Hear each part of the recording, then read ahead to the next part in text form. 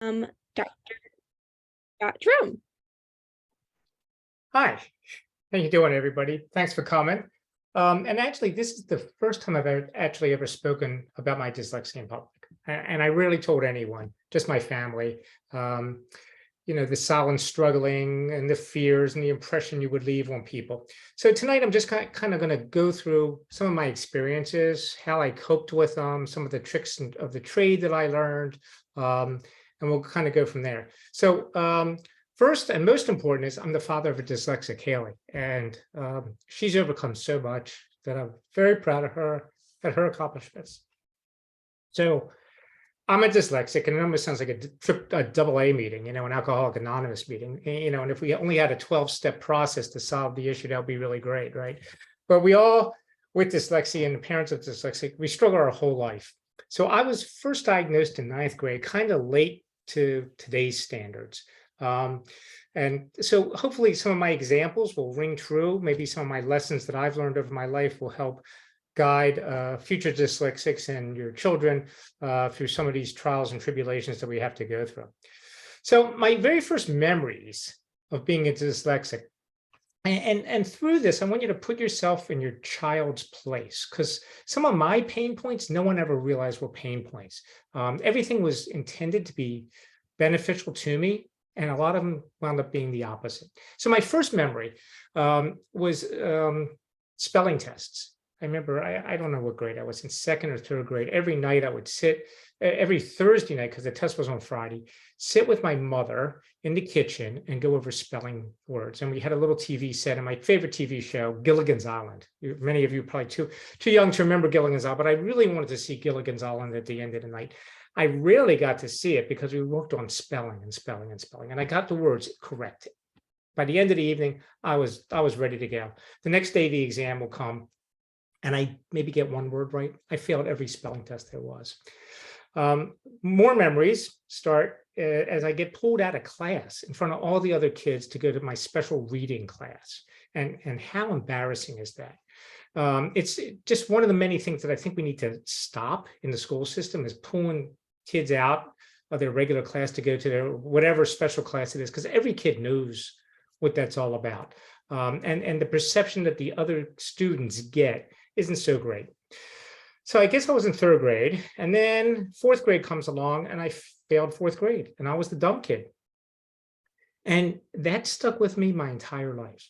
It was a good intent. Let's hold him back a little bit so we can catch up. But because of that, I never celebrated a birthday after that. I didn't want people to know how old I was. I never told them my age, because they know, oh, well, you're a year older than everybody else. What's wrong with you? Did you fail? So that was pretty traumatic for me. And that went on through college even. I didn't tell people my age, and I never celebrated birthdays. So when people say, oh, so I kind of hid that. The next big trauma was reading out loud. It was the worst. I mean, I vividly remember a fellow classmate reading out loud. It wasn't me. And he read, it was orangutan was the word, and he read orangutan. And the class just broke out laughing. And it's going around the room, and I'm up to read next. And I'm almost crying. Like, how am I going to read out loud in front of this class that's already laughing at another kid? Luckily, the bell rang, the class was over, and I avoided that trauma. But I'm Jewish, and we have Passover, and the tradition of Passover, there's a big family meeting, for the Passover Seder. And they go around the room, and everybody reads a paragraph out loud. And I, even starting at a very young age, I would start counting how many people were left, counting down the paragraphs so I could rehearse it and practice it, so I didn't embarrass myself in front of my own family. I would pre-read. It was really uncomfortable. So I think, what's the purpose of reading out loud? If we can change some things, I think reading in schools out loud doesn't really serve a purpose, and it really kind of injures our kids. I mean, I still remember it, still sticks with me. We have Passover now, and I still kind of go around the room and think, all right, what am I going to have to read out loud to everybody? So it's really scary. The impression lasts forever. Now, I lecture nationally, internationally, and I get up on stage, and I've got some slides that kind of cues me on, but I never read a lecture. It's always, every lecture is different. totally different because I'm just I know my topic cold. So I just talk. So because I can't read it out loud, you see a lot of lecturers, they just get up there and they read a script. I never do that because it won't work for me. So that's one of the things. The other thing I used to do, I used to fake reading. I'd be in a room and everybody be reading. And I always thought people were looking at me like, boy, this guy can't read. And I would kind of turn pages quickly. So other people would say, he's a fast reader. He knows what's going on. He's a speed reader. I didn't want people to know I was, quote, the dumb kid. And it affected me so much that, as I got a little older, got interested in girls, I wouldn't talk to girls in the smart class because I thought they would look at me badly. So it even affected my social life, right? So I'm 13 about now. And again, I said I was Jewish. The big traumatic experience is a bar mitzvah. I had to go in a bar mitzvah. And in a bar mitzvah, you learn a Hebrew portion called the Haftarah, and you've got to get up in front of the whole congregation and read this. So I couldn't read Hebrew. I'd been in Hebrew school and I was failing out of Hebrew school, but you had to get bar mitzvah when you were 13. So I really, really tried. I just wasn't succeeding. And the rabbi kept shortening the amount I had to read. And, at first it was the full length thing, and then it got shorter and shorter and shorter. And I'm thinking, I'm not up to this task. What a gun punch. This is really bad. So I get up there and I do it and I struggle through it. And, one of the worst things was my grandfather was in the front row at the time. And he was a pretty religious guy. And he was crying because I did it so badly. Well, I felt like I let him down. So that was another gut punch, right? So I finally get through the bar mitzvah thing and, people give you gifts. And now comes the thank you notes. I've got to write thank you notes to everybody, right? Now, my writing's totally illegible. My letters aren't closed. My spelling's horrible. The grammar's horrific. So, one of those meltdown moments, right? So in order to help minimize my trauma, I decided to do one thank you note a day. Well, I don't know how many people we had, but it took me months to complete it, right? So, it was a great thing, but the thank you notes, it actually became a traumatic experience for me. I got into high school and I turned to sports. Nobody judged me. I didn't have to read out loud. I didn't have to fake I was reading, and I could do sports, and along with that came the jock, the bad boy persona. I started hanging out in the parking lot with the, quote, bad kids, the dumb kids, and the drug kids, right? So that wasn't so great. But these kids weren't threatening to me. I felt accepted by them. And it got so bad that they let me join the club. And the club was the Minnesota Wrecking Crew. So you can imagine what kind of club this was. It wasn't really a club, and it certainly wasn't AP physics class. And we did vandalism, and we were drinking beer, and, how old am I, 15, something like that. I mean, I remember taking trash cans and throwing it through neighbors' windows just to be the bad kid. And in retrospect, looking at the other guys in that gang, probably many of them had learning issues. And actually, some of the guys went to jail. And I think many of them probably weren't diagnosed, weren't treated, and just wound up in a downward spiral. So it's one of the things we really have to concentrate on, not let that happen to these kids. So because of my challenges and my difficulties, when I had to write, I wrote in very small words. I didn't use deep, meaningful words because I couldn't write them. I couldn't spell them. I could speak them. I could say any word I wanted, but I couldn't express anything in writing. So when I would write something, it would come across as very simplistic and unsophisticated. And I didn't really realize at the time what impression that gave to others. I was a simpleton, a dumb kid, lack of depth. So when I write now, I still use small words that I can spell. But if it wasn't for technology, a quick way to find synonyms, a quick voice-to-text technology where I could say what I really wanted to say, I'd still be writing in small words and giving off bad impressions. So back to the thank you note thing. So it's really nice to get a handwritten thank you note. The thought behind it's great. We all love it. But my question, I guess, is do we still need to handwrite thank you notes in a traditional way? It's great. but might not be less traumatic for the kids to express our thanks or whatever we have to do in another way. There's all types of electronic communication, email, text, a short video. There are all kinds of new forms. Do we need to put the kids through that trauma? And I think this is a generational divide.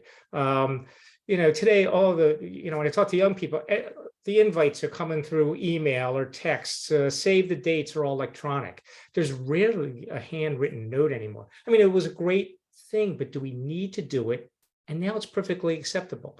So now the child's not vulnerable to what people are looking at or have to like cry when they've got to write something. Maybe some of these things can change. So let me move along through my life a little bit and some of my experience. I met my now wife and we were dating, and I was out of state. And in those days we wrote letters, and I told you how hard writing was to me, but I wrote her a letter, right? I didn't write romantic letters, let's put it that way. But so I wrote a letter to her, and we're living in different states. And, we're in a stage of our relationship. She reads the letter and it's spelled horribly, and she could barely understand what I said. The grammar was horrific. And she said, and she told me later, she said, "This guy's an idiot. Who am I dating?" Right. And she says, "He's going to be a doctor." Right. So I kind of lied and kind of covered up and said, "Boy, well, the worse the doctor's writing is, the better the doctor." Right. I was just trying to get myself out of this embarrassment with a girl. So far, dyslexia has embarrassed me in front of girls. I wouldn't approach girls. My grandfather, my family that I couldn't read out loud. This was, it's beginning to build up now. So before she knew I didn't tell anybody I had learning differences. We're taking a walk. I was back in town with her, and we walking across an office building, and there's a sign for a podiatrist. And she goes, "I went to school to that guy. That guy was in the dumb class. How did he become a podiatrist?" And that's when I told her that I was in a dumb class, that I was embarrassed to tell her any time before. And I'm sure, but the true meaning of being in the dumb class, what the impression is to others. So my present wife, this guy overcame his dyslexia. He wasn't a high school star by any stretch, but he became a podiatrist, really successful guy. But my wife still viewed this guy as the dumb guy. So whatever happens now to our kids and the impression they give to others lasts with those other people.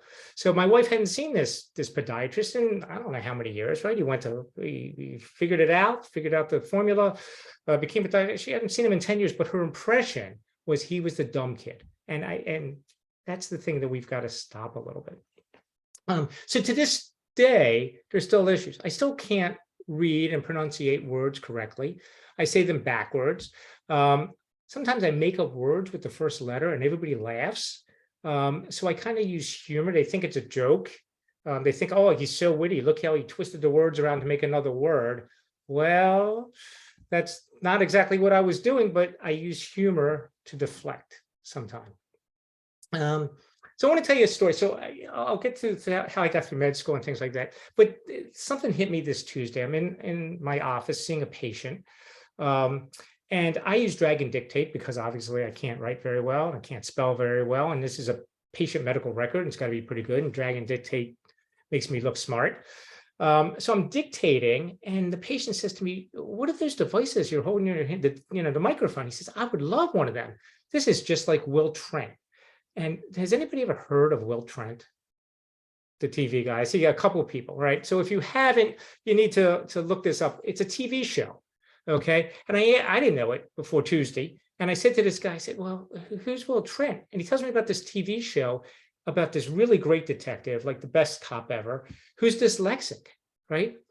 And I was like, "Oh, so I have to go watch this show." So Tuesday night, I said, "All right, this is what we're doing. We're watching Will Trent, right? And then take a look about a police detective who's dyslexic." So, the patient, I said, "Well, I'm dyslexic." And what the patient say to me, he said, "Well, how did you become a doctor?" Right? So dyslexia still has that connotation. He says, "How can you be my doctor? You're dyslexic." right? Again, public perception. This is something that you're going to run against all the time. So back to Will Trent. So one of the characters in the show actually went to high school with Will Trent. Will Trent, the dyslexic, and the kids picked on Will Trent the whole time, and they actually called him Trash Can. So now they're adults in this TV series, and this other guy is still calling, this great detective Trash Can. That's his name for him. So it's stuck with Will Trent his entire life. So it's a tough time for those kids with learning disabilities. So the point is, whatever happens during childhood stays with them the whole life. So there's, adulthood, just like my wife and the podiatrist. She hadn't seen him in years, but she still thought he was the dumb guy, right? And so a couple things from that, learning points. Save trauma from our kids, right? As parents, we really want to protect our children. We want to save them from this, but there are a lot of landmines out there. So when you think you're doing the right thing, put yourself in their shoes. How is this a big thing? And it may be a little thing to us as parents, but it's a huge thing to the child. So really try to get into their brains and say, how are they going to perceive what's happening here? Or, if we have a party and we're going to make them read or write, how does that perceive? Unintentional, right? And then I think that's really important to try to minimize the bad impression that others have. It sticks with them.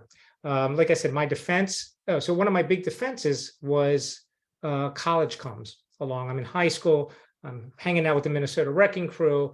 All my friends are going to University of Maryland. And basically, University of Maryland at the time was, well, you just took high school and you moved everybody to college. All my friends went there. Well, I decided to go out of state to a small school in West Virginia. No one knew my name. I got a fresh start. There was no reputation or other people didn't think of me the same way. So that's one way I got out of it. I use humor a lot to deflect techniques. And, maybe I've accomplished what I've accomplished, still trying to prove myself to others that I'm not the dumb kid, the parking lot kid, the Minnesota Wrecking Crew kid, the jock that couldn't read or write, because those labels stick with you forever. So let me just talk about strengths a little bit. So dyslexics think different. Different than the average person. This is just in the context of today, this time period. And I want to come back to that a little later. Times are changing, they're constantly changing. So what's important today that affects your child may not be important tomorrow. So let me just give you a couple examples of this. Handwriting. I went through handwriting class, and the teacher would grade our handwriting, and I failed that class. But it was a major class. And even for, I think my parents, that was one of the major things, to have beautiful, gorgeous handwriting. But no one cares about handwriting anymore. Everybody keyboards. So what was really important and gave a bad impression and hurt people is no more. If you think about the printing press, right? Before reading and writing, we were storytellers. So it was fine. You could tell a story, but you couldn't read or write. I think how my wife would have thought of me if I never hand wrote that letter to her with the spelling errors. And, if it was just a text message or email that was perfectly spelled with great sentence structure and grammar, her impression of me would have been totally different. Not the idiot she thought she was dealing with. She actually said, boy, how am I going to get rid of this guy? Right. So the dyslexic brain has neural connections, which are different than traditional areas. But they're more robust in other areas. It's kind of like a blind person almost who hears better or more perceptive in other ways. So the traditional common language areas where the majority of people are stronger. People look at dyslexics differently and they're judged. And we know how, the world looks at people who are different, whether it's the gay community, people of color, and how they're treated. It's just now that we're beginning to get awareness and recognize differences and acceptance. So I think it's really important for the dyslexic community to figure out how we get acceptance, nationally, internationally, with public campaigns and things like that. We need widespread recognition. So Will Trent is actually kind of doing that for us, right? It's on a TV show, he's dyslexic, so it's shown, boy, this guy is really a great detective, he's really smart, but he uses different ways. So let's get back to some strengths a little bit. So, as dyslexics, we look at things differently, not badly or weaker, just different. And the only reason it's different is the fact that we're not in the majority. The majority is a language-based skill set. So like I said, if we went back to before the printing press, we were storytelling, there wouldn't be any difference. So another example, you've got a room full of people with brown hair and one person's got blonde hair. They're different and people are going to look at them differently. So that's one of the things we really got to be very careful of. It's the majority that decides. But we need differences and we need heterogeneity. Many of the great advances in the world were from great thinkers. They went against the norm, and that's why they became great, because they were different. The great artists, scientific discoveries, leaders were dyslexic. They thought out of the box. They just thought differently because they couldn't figure out the path through the traditional language-based way. So we got to change things up to discover. They're great because they're different. So I'm going to make a little exaggeration here. I think the biggest movie franchise is Marvel. And Marvel is about superheroes. And what's about superheroes? They're different. They're stronger. They can see the future. They read minds. They can fly. They're freaks, right? But they're superheroes because they're different. Of course, they're fictional characters. Let's crank it down a few notches. So dyslexics are different as well, but they can be superheroes because they are different. So, one of the things is, how do we make our kids superheroes, right? If somebody with 4 arms look great as a superhero, how do we make our kid do that? I think that we need to have them find their strengths and play to their strong game. So if you got a great running back, you run the game to win. If you got a great quarterback, you throw. But we still have to play the game, the game of language. So, one of the things that we have to really work hard is finding the strong suit of every kid, and let them play to that strong suit so they can win this game. So how did I succeed? I went to college, I went to med school, I did a family practice internship. So I was a family practitioner. Then I did internal medicine residency for 3 years. And then I did a chief residency for another year. And then I did cardiology for 3 more years. And I found my strength. And my strength was actually pattern recognition. I found I could see things in big, broad patterns. So the other kids that I was competing against, they were really smart and they were really intimidating. Hopkins, Stanford, Yale, they're all Ivy League. I'm coming from a small school in West Virginia. They're coming from the best schools in the country. So how do I compete with these guys? I had to find my spot. They were memorizing minutia. They were really book smart. I couldn't do that. I couldn't get the concepts out of the book, but I could see the patterns and the organizational scheme. And that was really good. Because I found organization out of chaos. Words were just chaos, but I could find I could see the big picture most of the time. One of my epic, so I tried to find the patterns in everything, and work through that pathway. And one of my biggest epic fails in pattern recognition is when I had to take Spanish, and I thought, oh, I got this down. All you got to do is put the word El and the word O at the end of the word, and you got it. So I was saying El Tablo, El Chero. I just thought it was a pattern, but that was an epic fail. Yeah, so it doesn't always work, but many times it does. So how do you handle the challenges, right? And I think one of the biggest challenges is the fear of failure, self-image and confidence, right? The fear of others, what others might think, a fear that is paralyzing fear, and it holds back taking on challenges because subconsciously you think you're going to fail. Right. And when that happens, you kind of remain stationary in life. And it's something I call dead ending, where you go nowhere because you're too scared to make a move. You're too humiliated. You're too embarrassed. So we've got to break through that fear and take risks. We really do. I was afraid to apply to med school. I actually didn't apply for 3 or 4 years out of college because I was scared.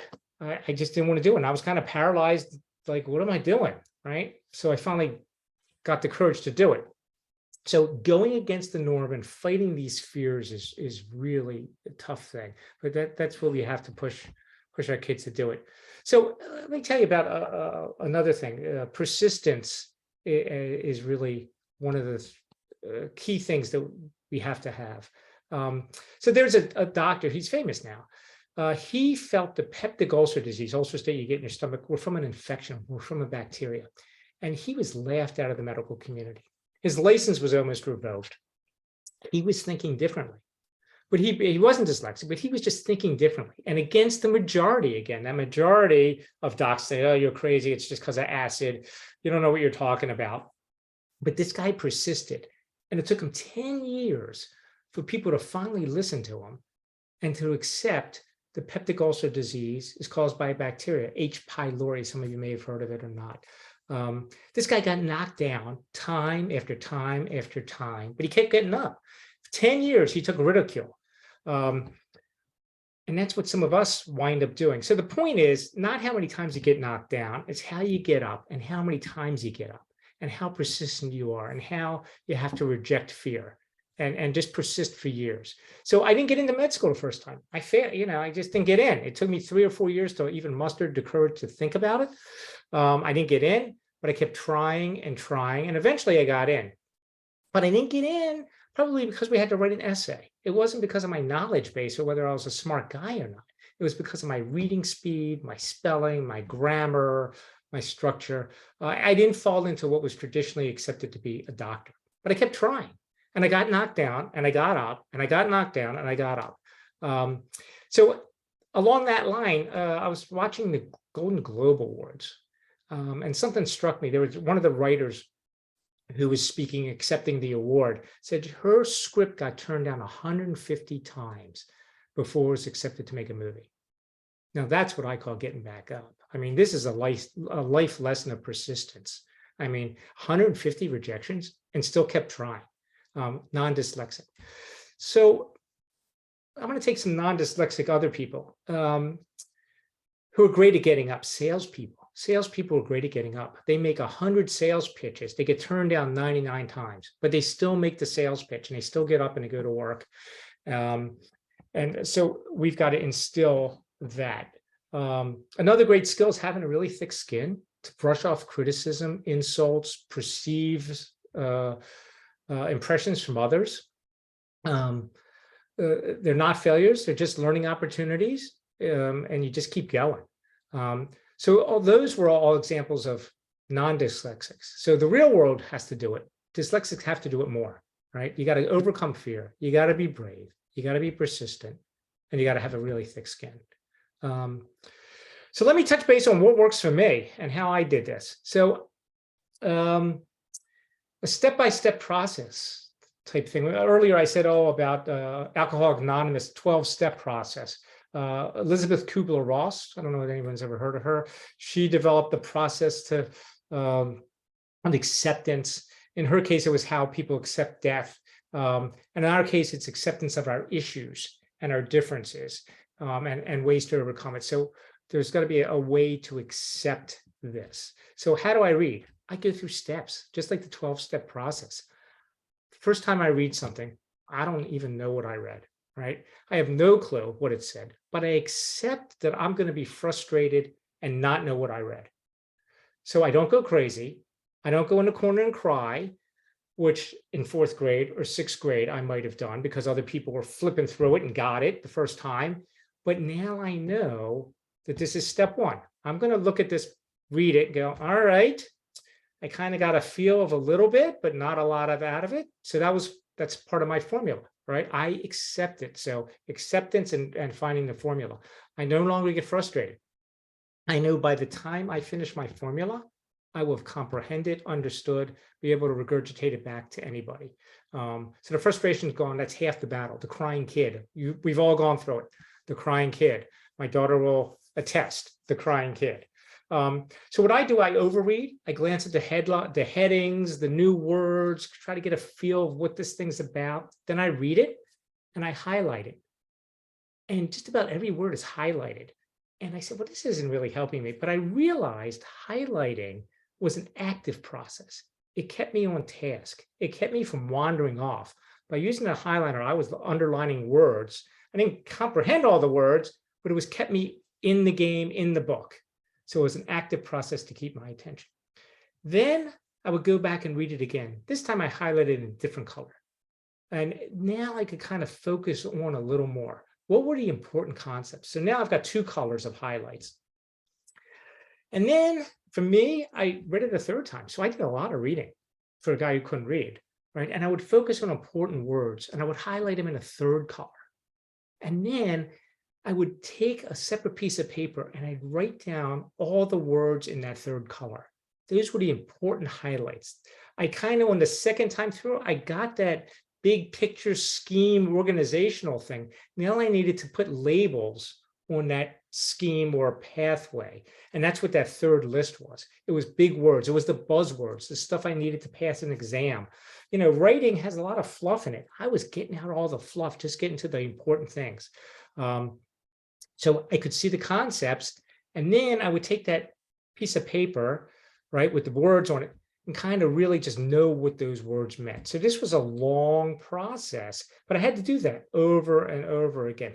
This formula worked for me then, and it still works for me now.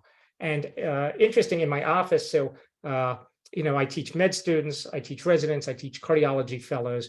We were talking about something and I wanted to pull out the latest guidelines for one of my students today. And I pulled it out and guess what? It's highlighted in 3 different colors and underlined. And he just looked at me like, what are you, a geek? You're doing all this? Well, yeah, I needed to understand that concept. So you break things into smaller parts. You use colors, you use word clouds. And I want to come back to this color thing at the end. I've got a couple of slides I want to show. I use word clouds to help me think about concepts and connections. The other thing I do, I play to the weaknesses in the system. The system's got weaknesses. They're bad testing techniques. And you kind of say, you know, one of the weaknesses, I would go to the teacher and I said, can you go over just the important concepts with me before the test? And believe it or not, that would kind of reset the teacher and the teacher's test to say, I want the kid to learn the concepts, not the meaningless minutia. So I actually have had teachers change the exam based on me going to them saying, can you help me with the important concepts? So the student can influence the teacher. I kind of figured out how things work, you think. You know, and that's what I want. I want concepts. So the other things that I do, I use earbuds, background music, or white noise to cancel out all the extraneous stuff that keeps coming in. I use a lot of adaptive technologies. I have the computer read out loud to me. I have my iPhone reading out loud to me through my earbuds. I use voice recognition all the time, whether I'm doing an email or whether I'm dictating a medical note, or whether I'm writing a letter to some insurance company. I dictate everything. The dictation's got good spelling and grammar, and I trust it. So the computer makes me look smart. If we look at some of the predictive technology, I don't know how many people have Outlook. My Outlook, actually, as I start typing an email, gives me the next 3 or 4 words that I'm thinking of. Well, those words kind of fit into that sentence pretty good. So I hit that tab key and I include those 3 or 4 words and it instantly types it correct. It's perfectly spelled, the grammar's spot on. So it's just not me as a dyslexic, but it's everybody using this technology, non-dyslexics. So we got to make that playing field even now. So everybody's on the same level because we're all using the same tools. Emails, I read things 2-3 times before hitting send. To this day, as a doctor, I can't spell diabetes. I can't spell fatigue. There are a lot of words I can't spell. I don't know whether people have auto dictionaries. We have auto, you probably do, but don't know it, where you can type. So fatigue, my auto dictionary has the word fatigue, but if I just hit the letter F, it'll type the word fatigue. If I type DI, it'll type the word diabetes. So all these auto dictionaries are really great. So it's kind of hard to tell I have dyslexia now. I'm on a more even footing with everybody else. But to be honest, you know, a lot of these points nowadays, the grammar and the spellings and sentence structure almost seems like busy work because the computer does it. Remember the time thing, what's important now? Well, how much of that stuff is really important to function in this world now? Do we really need to know where to put the comma, or is the computer going to do it because the computer's doing it for everybody, whether it is dyslexic or not? Our kids are smart. They've got really great thoughts. And because of their writing, their brilliance is lost. So I want to kind of try to take what I'm beginning to think is minutiae and busy work. I don't have to worry about my spelling or my writing or my grammar anymore. The computer does it. And it does it to everybody. So we're all kind of now more equal. So some of my tip, I'm looking at the clock just to see how we're going on this, is to find another way. You know, there are many ways to skin the cat, and people always say that, and I think, what does that mean? I don't never skinned a cat in my life. But if I look at GPS and I type in, how do I get to the ice cream store from my home? It takes me a route, right? But if I go again, it gives me a different route. There are 20 ways to get to the ice cream store. There are all these kind of roads, right? And we need to help our kids find that road to the ice cream store. There are a lot of ways to get there. I don't know, we've been using GPS for a really long time. It's second nature to us. What else is there technologically in the future that's really going to help us? And I want to kind of touch base on that.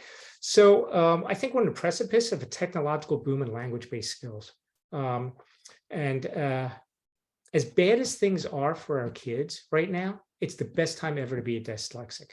The technology is there. The awareness is better than it's ever been. It's not great, but it's better than it's ever been, and it's getting better. So if you think back 10 years what a dyslexic had to go through, you know, if you think back 20, 30 years what I had to go through, so it's really the best time now. And 5 years from now will be even better, right? I use Grammarly. I subscribe to it. Is it cheating or just being smart? Is it my proofreader? Is it my editor?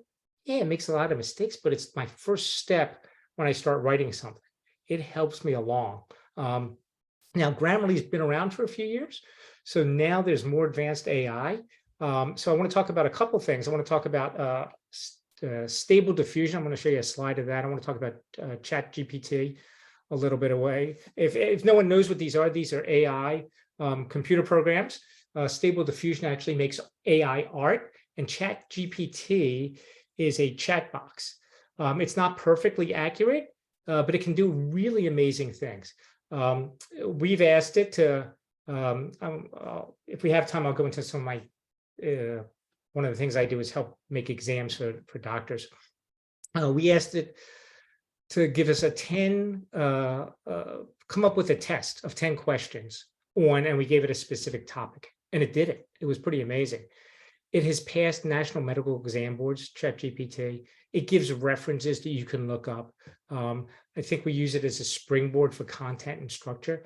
I don't recommend plagiarism in any way. I want your kids to come up with their own thoughts, their brilliant thoughts, but it helps set up an organizational scheme. And educators are freaking out about this. Oh, it's not written by the student, it's plagiarized. And I think the educators are missing the big point. You know, how much do we need those skills moving forward? I have no idea, but it's worth asking. Do you remember when we didn't have calculators and you had to do everything by hand? And now calculators everybody uses a calculator in school, right? So I'm not doing math by hand, I'm using a calculator. Well, how many times did I have to go to the library to look things up? Well, we just Google things now. All that stuff is in the past. I think of how much time I wasted going to the library. I was too exhausted going to the library to find the stuff I needed to actually learn what I was supposed to learn. So with these ChatGPT, it'll probably become accepted, and maybe we should start using it. So interesting. So my daughter asked me, could I do this? And I said, well, you know something? Let me plug in to ChatGPT and see what it comes out. And I'll show you what it came out with. And what I think of technology, you know, I think we're on the iPhone 14 now, maybe 13. We're at the iPhone 3 or the iPhone 4. We're just beginning to this world of technology and how it's going to change dyslexics. You know, to me, the most important thing is thinking in concepts more than the minutia. And remember, knowledge doubles every 7 months. So I see what time it is. Let me see if I can share my screen and show you what these little technology things that I want to pop up. That's a word. Where is my PowerPoint? There it is. Okay. And then we'll open it up for questions. So can everybody see my screen? It's not on presentation mode. Let's see if I can get on presentation mode without screwing up. Can people see this? Yep. Okay. That was intro slide. Right, as a doctor, I always have to put my disclosures. I'm not paid by anybody. I don't whatever, but I always have disclosures. I've got none. I wish I did. I wish people were paying me for stuff. That'd be really great. So has anybody ever heard of, and I can't see everybody on the screen, has anybody heard of stable diffusion online? I can kind of see a head or two. I don't see any, I see no's. So stable diffusion is an AI program that does pictures and paintings. Okay, and you're going to say, well, what does that have to do with dyslexia? So let me show you. Oops, how do I change my slide? Let's see, up, down. Oops, come on, change slides. Okay, so here I put in to Stable Diffusion. I wanted the Monet style. I wanted a sunset. I wanted a skier, and I wanted a traffic light. All right, so it came up with 3 different pictures here. Right, so I've got my traffic light. Can you see my pointer? I don't know whether you can. So I got my traffic light. I've got the sunset. These guys are skiers, hard to tell. This guy up here in the upper left, he's a skier. There's my traffic light and a sunset. Same thing, all these different pictures. Well, how did dyslexic learn? I learned from a picture. I learned from a word cloud. I learned things differently than looking at words, right? Well, if I'm trying to get my student or somebody who is visually based, right? Can I put in, you can put in whatever and it'll show a painting of whatever style you want. So I may need them to learn 10 items. Well, if we can put it in a picture, they may be able to learn it better, visualize that picture in their brain, and use this technology as a totally different mechanism to learn, right? How many people use the colors now? We all use colors, right? You can put in Stable Diffusion, you can say red tones or blue tones. You can go to the website, play with it, and learn how you can learn off of this. Right? This is, it's kind of cool little pictures and it's a cool little gadget, but can we use this as a teaching learning device? So I think this is very cool. I think this has got a ton of potentials. I think teachers and educators need to jump on this because we learn by pictures, right? We learn by music. I can see a picture and kind of tell you what's in the picture and I've learned my lesson, right? So I think that's really important. The next thing, well, let me go forward. This is ChatGPT. You can go to their website. It's crashing. Has anybody seen ChatGPT? I can only see a couple of people. Nobody's gone to ChatGPT. So ChatGPT is a chat box.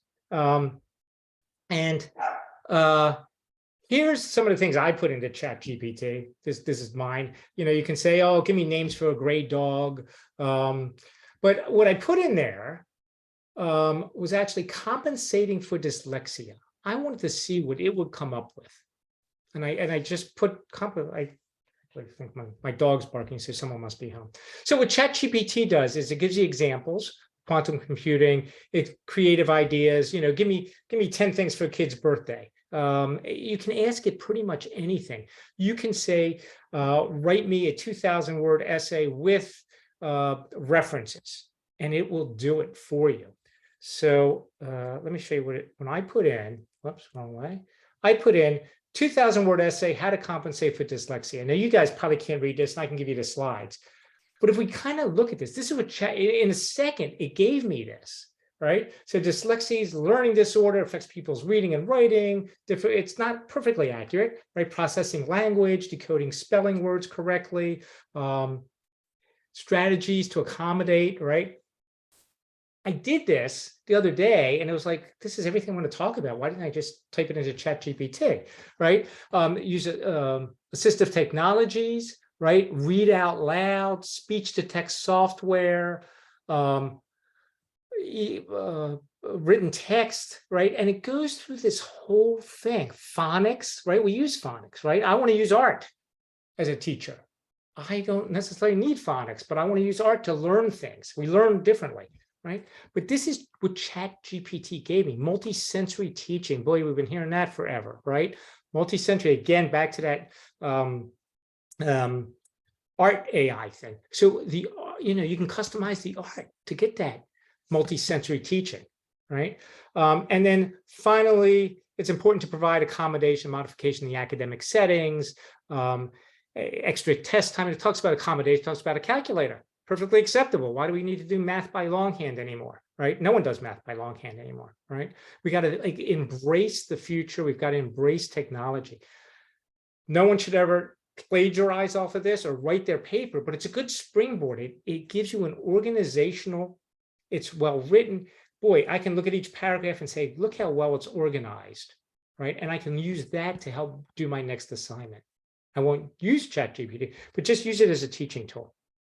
All right, let's see. What else do I have here? Okay, so in conclusion, then we'll have some time. Overcome fears and embarrassment. It's okay to fail, right? that person at the Golden Globes, 150 times they failed, but they got their movie. Take the risk. It's okay to fall down, but you got to get back up. Put yourself out there. Don't be afraid to do that.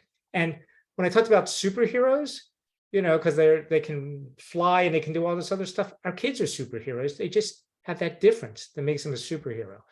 Be persistent. Be really persistent. Okay. Find your strengths and play to that strong game. If you're a quarterback, throw the ball. If you're a running back, my strength is pattern recognition. I can kind of see the big picture. Find your kid's strength and play to that game. Find a formula that works for you, right? I've been using the same formula now. I think I started discovering, it took me a while to formulate it, probably in high school, maybe. But I'm still using the same formula. It works. It works for me. You got to find your own formula. Embrace technology, embrace change, support grassroots organizations like you guys. I think it's unbelievable. Amplify awareness. Will Trent is going to amplify dyslexia. I think we need to do that. What is the most important thing to me? And it's thinking. It's not how I get it down on a piece of paper, but it's thinking. And then what else do I have? Oh, summary and goals. Oh yeah, things that are stuck in my mind. Don't let them take you to the special classes, the attention of others, I think is really bad.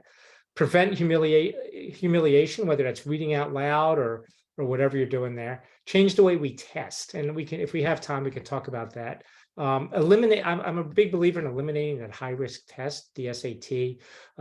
Boy, you got a final exam, 50% of your grade's going to count on this one exam. We got to eliminate that high-risk test. We've got to advocate for modernization for all language-based focus. And that's all I have. Let me unshare. Do I have to unshare here? I think that's all I have. So let me find my Zoom screen again. And then I can open it up to questions. Thank you.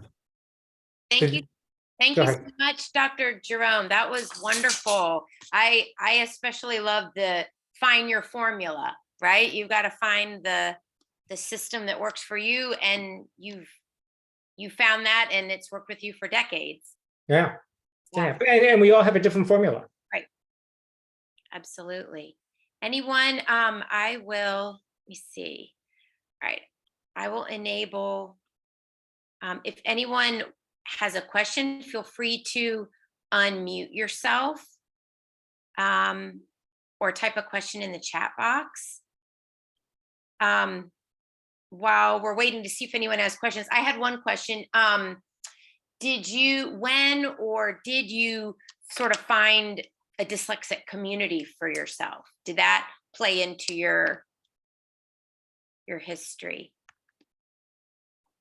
Oh, you're mute. Dr. Jerome, you're muted. Yeah. Okay. So I didn't really find one. I got diagnosed in 9th grade by my special reading teacher. And back then it was the Orton Society or something that I don't even think exists. My mother really didn't know about things. She tried to, but there was no special help. There was no, I was in 9th grade, and at that time, 10th grade went into high school. So I had 1 year with a person who kind of got it a little bit. After that, I was on my own. So I never really got into a dyslexic support group. Others who understood what I was going through. I didn't have any of that. And like I said, I think the reason I just kept going was because I had to prove to others that I wasn't that dumb parking lot gang kid anymore. I just had to prove to others. I don't know what I was proving to myself, but I had to prove to others. Is that what made you choose medicine? No, medicine was, I always liked it. I think we had first aid class in 7th grade, and it was like, I could do this. It was practical. I was hands-on. They taught you how to put a bandage on. They taught you how to put a sling on, if somebody was bleeding, what to do. So it was something I could do. It wasn't Algebra 1, and it wasn't reading class, and it wasn't history, and it wasn't all the other subjects. So it was a practical thing. So that was the first thing that piqued my interest in medicine. It was a job. So if we think about jobs and careers, if we think of tradesmen, electricians, plumbers, carpenters, right? They a lot of times don't have to do the same skills as some of the others. They don't have to read, and so they pick those professions. So medicine to me was one of those professions that didn't require a lot of read at the time, reading. Makes sense. It makes sense. Any other questions from anyone?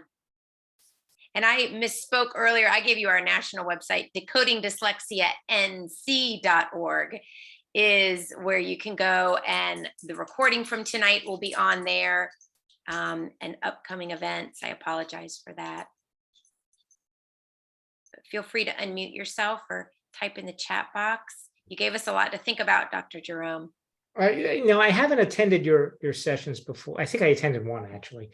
I'm sure you've heard most of these things before, but was it presented in a little different manner? Yes, and I think there's such a difference from hearing the perspective from a professional speaking on the subject of dyslexia versus someone's personal experience with dyslexia. I think it's so much more powerful and meaningful. So yes, so thank you so much. People can really relate to what you're saying. They're experiencing it too. So thank you all so much for joining us tonight. Dr. Jerome, any final? And just keep chugging. I mean, we got to work at this. We got to work harder and harder. And I think one of the things that I just briefly touched on, I think that high risk exam, we've got to really work on getting rid of that, you take the one test, the SAT. Schools are getting away from having to require the SAT, but it's one exam. It's not right. It's not right. We got to work to abolish a high risk test. And we got to change the way we test people. It can't be multiple choice A, B, C, and D anymore. We've got to figure out different ways to have exams for people. Right. And to get their knowledge base.